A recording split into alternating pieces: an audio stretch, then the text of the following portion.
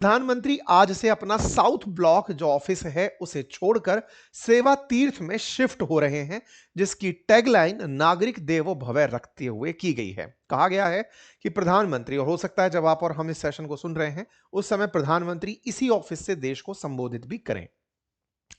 सेवा तीर्थ जो है ये प्रधानमंत्री का नया ऑफिस होगा, जहां प्रधानमंत्री अपने कार्यालय के सभी सहयोगियों के साथ, अपने कर्मचारियों के साथ अपने कार्यों का निष्पादन करेंगे।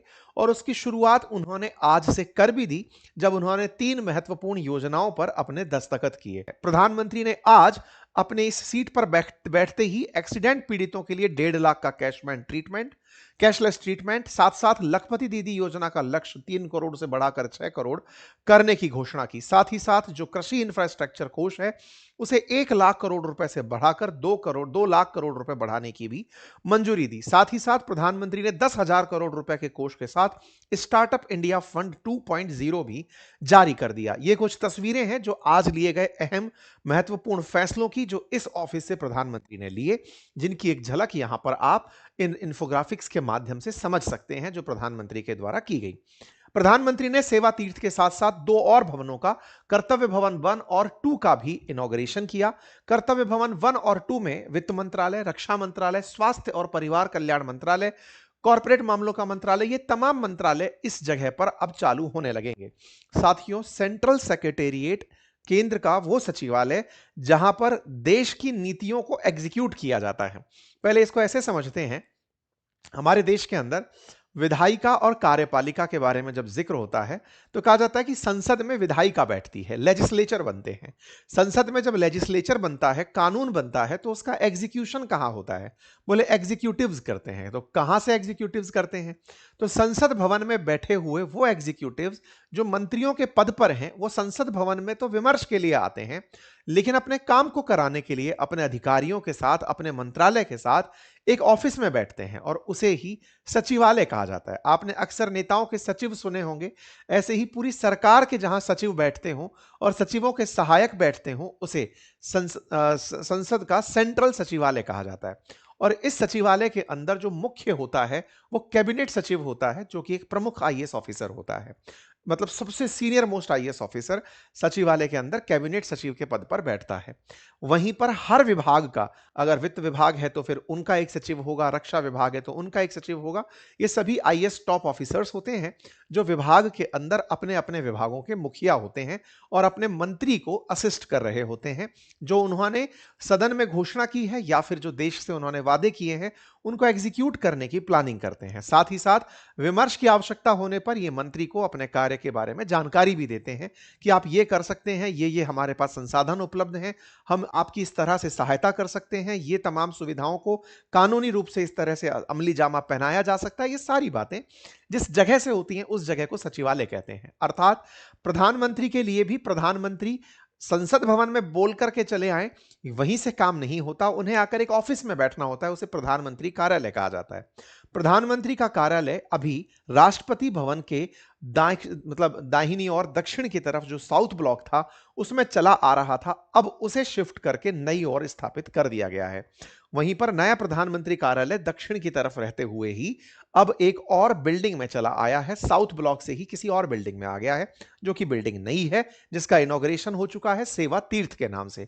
वहीं राष्ट्रपति भवन से इंडिया गेट तक जाने वाली जो सड़क है, जिसे आप कर्तव्य पथ के नाम से जानते हैं, पहले जिसे राजपथ के नाम से जाना जाता था, उसके दोनों ओर आप इधर की तरफ बिल्डिंग बनते हुए देख सकते हैं। ये सीएसएस की बिल्डिंग है, सीएसएस बिल्डिंग है, यानी कि यहीं पर जो नया सेक्रेटेरिएट बन रहा है उसकी वो है। अभी नया सेक्रेटेरिएट की जरूरत क्या है?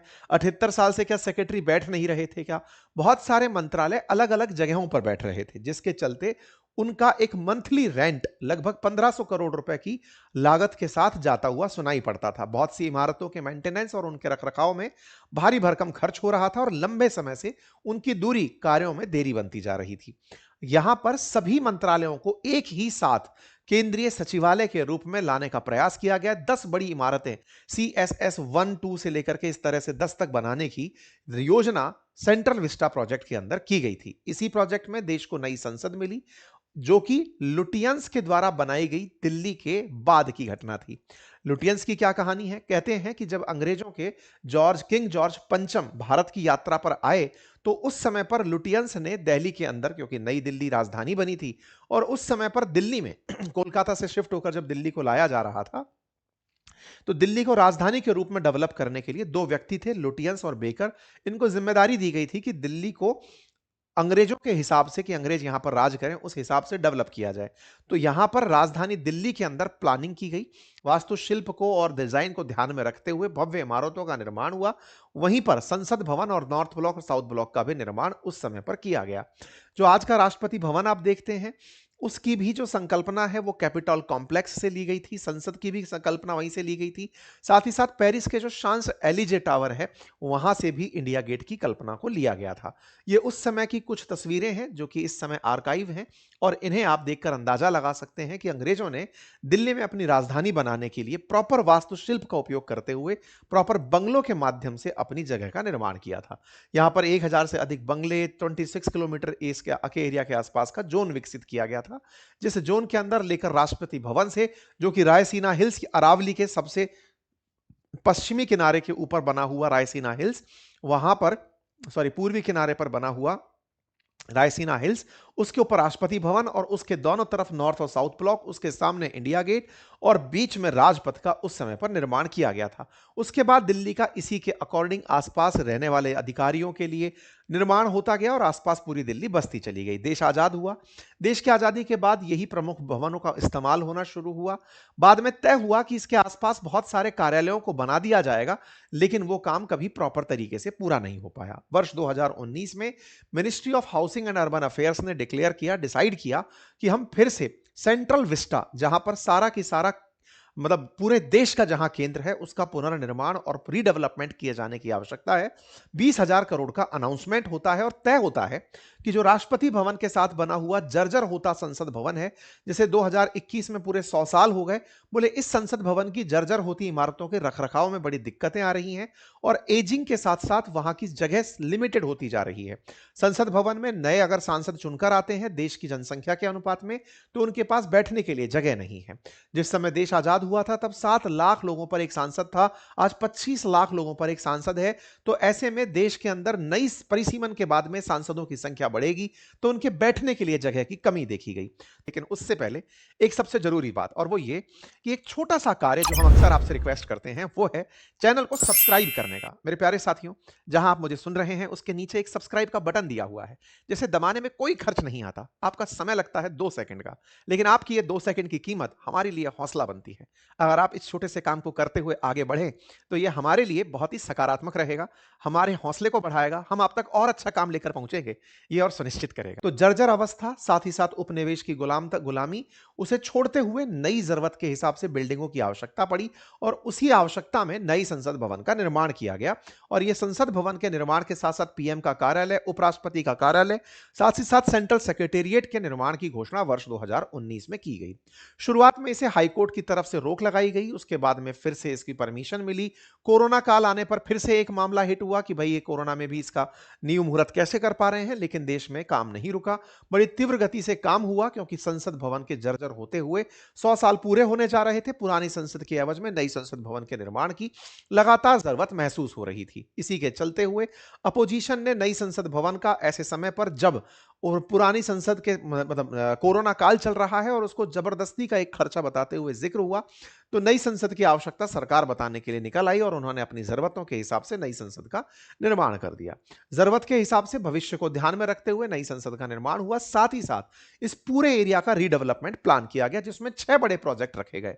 नया संसद भवन, साथ ही साथ राजपथ जिसको कर्तव्य पथ नाम दिया जाना था, कॉमन सेंट्रल सेक्रेटेरिएट जिसे सीएसएस कहा गया, वाइस प्रेसिडेंट एनक्लेव, साथ ही साथ प्रधानमंत्री का कार्यालय जिसे सेवा तीर्थ, और साथ में जो पुरानी रह गई इमारतें हैं नॉर्थ ब्लॉक और साउथ ब्लॉक, उन्हें युगे युगीन भारत म्यूजियम के नाम से, क्योंकि राष्ट्रपति भवन के दोनों तरफ जहां पे तमाम कार्यालय, प्रधानमंत्री कार्यालय चल रहे थे, उन्हें म्यूजियम में बदलने का फैसला किया गया। यहां पर 51 मंत्रालयों को एक ही जगह लाने का प्लान किया गया, ताकि किराया और रखरखाव का खर्चा बचे, काम की सुगमता हो, और पूरी तरह से डिजिटल तकनीक से लंबे समय के लिए, आने वाले समय के लिए बिल्डिंगों का निर्माण निर्माण और उनकी जरूरतों के हिसाब से इंफ्रास्ट्रक्चर विकसित किया जाए। कार्य गति पकड़ता है, कर्तव्य पथ का निर्माण शुरू होता है 8 सितंबर 2022 को, नए पार्लियामेंट का इनॉग्रेशन हो जाता है 2023 में, राष्ट्रपति एनक्लेव का 2025 में, कर्तव्य भवन के साथ साथ जो सीसीएस करके जो थर्ड बिल्डिंग है सेंट्रल सेक्रेटेरिएट की, उसका भी 6 अगस्त 2025 में इनॉग्रेशन हो जाता है। कर्तव्य पथ की तस्वीरें आपने 2022 में देखी थी, जहां सुभाष चंद्र बोस को किस तरह से तस्वीरों में स्थापित किया गया था। इसके साथ साथ न्यू पार्लियामेंट 2023 की तस्वीरें हैं, जिन्हें आपने बकायदा इनॉग्रेट होते हुए प्रधानमंत्री के हाथों देखा था। प्रधानमंत्री मोदी ने कर्तव्य भवन का भी उद्घाटन किया था वर्ष 2025 में, जिसे सीसीएस 1 बिल्डिंग नाम दिया गया, इसका भी उद्घाटन हुआ और उसके बाद में सीसीएस 3 नाम दिया गया। इसके बाद में फिर बाकी बची और बिल्डिंगों का भी निर्माण अक्टूबर 2026 तक पूरा करने का लक्ष्य रखा गया। तय हुआ कि भवन जो नंबर 3 है उसके अंदर गृह, विदेश, ग्रामीण विकास, एमएसएमई, पेट्रोलियम और प्रधान वैज्ञानिक सलाहकार के कार्यालय होंगे। बाकी बचे भवनों के अंदर भी जितने भी कार्यालय, मंत्रालय हैं, 51 से अधिक मंत्रालयों को अगले 22 महीने में, यानी अगस्त 2025 में अनाउंस किया गया कि अगले 22 महीने में टारगेट रखा गया, अक्टूबर 2026 तक इनमें से बहुत सी बिल्डिंग्स को पूरा कर लिया जाएगा। यानी कि अभी जो 10 बिल्डिंग और कन्वेंशन सेंटर बनने हैं, उनका कुछ क्रमांक इस तरह 1 2 3 4 5 6 6 7 8 इस तरह से है। उनमें से 4 5 6 को पुरानी बिल्डिंग्स को तोड़कर बनाया जाएगा।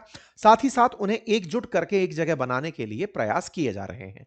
इन सभी के अंदर अपने अपने विभाग होंगे, सीसीएस 1, सीसीएस 2, सीसीएस 3। विभागों का अलाइनमेंट एक एक क्वार्टर में बस इस तरह से कि भाई इधर आपको यह मंत्रालय मिलेगा, सारे की सारे जितने भी मंत्रालय सरकार के अधीन हैं उन सबको एक जगह करने की कवायद की जा रही है। इन बिल्डिंग्स को बनाते समय पूरी तकनीकी का ख्याल रखा गया। 4 स्टार ग्रह मानकों को पूरा किया गया, जिसमें energy system, water conservation system, waste management system, energy efficient construction techniques, इन सब का इस्तेमाल किया गया। यह प्रोजेक्ट जब बनकर आएगा तो पूरी तरह से गुलामी की मानसिकता से परे होगा और जो पहले से बनी इमारतें हैं उन्हें म्यूजियम के रूप में जनता के लिए खोल दिया जाएगा। उसी क्रोनोलॉजी में आज पीएम ने अपने कार्यालय यानी सेवा तीर्थ का उद्घाटन किया और उसकी तस्वीरें आपके सामने आई।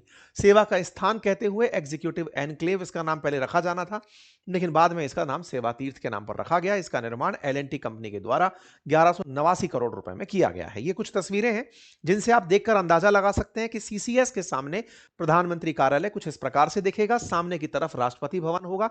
एक प्रकार से समझिए कि ये इतना प्राइम लोकेशन हो जाएगा जहां पर सारे कार्य बिना किसी देरी के एग्जीक्यूट होने लगेंगे और पड़ोस में ही, मतलब इनके साइड में ही जहां राष्ट्रपति भवन है, इन्हीं के बगल में ही नई संसद भवन जो है वो पुरानी के साथ में दिखाई दे जाएगी। कुछ इस प्रकार से इसका निर्माण 4 स्टार गृह रेटिंगों के साथ किया गया है। उम्मीद है कि आने वाले समय में यहां से सरकार बहुत से अच्छे कार्यों को अंजाम दे पाएगी और जो आ रहे खर्चे थे जिनके रिप्लेसमेंट में से शुरू किया गया, उसके साथ साथ जो भी देश को गुलामी से मुक्त करती हुई चीजें थी उनको नए सिरे से दिखा सकेगी। फिलहाल के लिए इतना ही। बाकी अगर आप चाहते हैं आधुनिक भारत का इतिहास पढ़ना, मतलब modern history, medieval history, ancient history, तो मैंने कंप्लीट जीएस फाउंडेशन कोर्स बनाकर रखा हुआ है अपनी पाठशाला एप्लीकेशन पर। आप जाकर उससे पढ़ सकते हैं, हमारी किताबें पढ़ सकते हैं, हमारी किताबें घर बैठे मंगा सकते हैं। आप इन्हें हिंदी और इंग्लिश दोनों भाषाओं में। Thank you so much.